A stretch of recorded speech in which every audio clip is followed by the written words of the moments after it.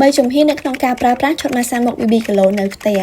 នៅក្នុងមួយឈុតហ្នឹងមានសេរ៉ូម10អំពូលក្នុងនោះមានសេរ៉ូម BB គីឡូ5អំពូលនិងសេរ៉ូមបំប៉នស្បែក5អំពូលសេរ៉ូមបំប៉នស្បែកនេះមានតួនាទីជួសជុលរបាំងការពារស្បែកកាត់បន្ថយស្នាមផ្ដល់សំណើមនិងកាត់បន្ថយការឡើងរោលក្រហមរីឯសេរ៉ូម BB គីឡូធ្វើឲ្យស្បែកសមម៉ត់រលោងបង្រួមរុនរំនិងទប់ស្កាត់ភាពចាស់ជំហានទី1គឺបងត្រូវបញ្ចូលសេរ៉ូមបំប៉នស្បែកហើយដាំបញ្ចូល7ទៅ10នាទីដើម្បីឲ្យសេរ៉ូមនោះជ្រាបចូលស្បែកបានល្អ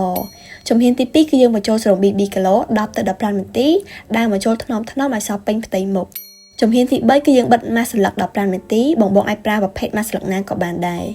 ណែនាំឲ្យប្រើប្រាស់មុនពេលចូលគេងអបមុខចាំមួយយប់ចាំពេលព្រឹកចាំយើងលាងមុខធម្មតាបងនឹងមានអារម្មណ៍ថាស្បែកទន់ម៉ត់រលោងតាំងពីប្រើលើកដំបូងមួយអំពូលនេះបងអាចប្រើបាន3ដងអញ្ចឹងមួយឈុតហ្នឹងគឺយើងអាចប្រើបាន15ដងមួយអាទិត្យគួរប្រើម្ដងស្រោមដែលបាត់ហើយបងអាចរក្សាទុកវាបាន3ខែសម្រាប់ការបញ្ចូលវីតាមីន BB គីឡូត្រូវប្រើជាមួយនឹងបញ្ចូល Nano Dermapen ឬក៏បញ្ចូលវីតាមីន Derma Roller ទៅទទួលបានផលខ្ពស់ហើយការដាំបញ្ចូលនេះអត់មានការឈឺចាប់ទេបងអត់ចាំបាច់បារម្ភទេសេរ៉ូម BB គីឡូពី Yo-Yo Skin នេះជាផលិតផលកូរ៉េសុទ្ធគុណភាពខ្ពស់ឃើញផលពិតៗហើយមិនប៉ះពាល់ស្បែកនៅថ្ងៃក្រោយទេសារព័ត៌មានបន្ថែមបងអាចផ្ញើសារចូលមក Page Yo-Yo Skin បានអរគុណ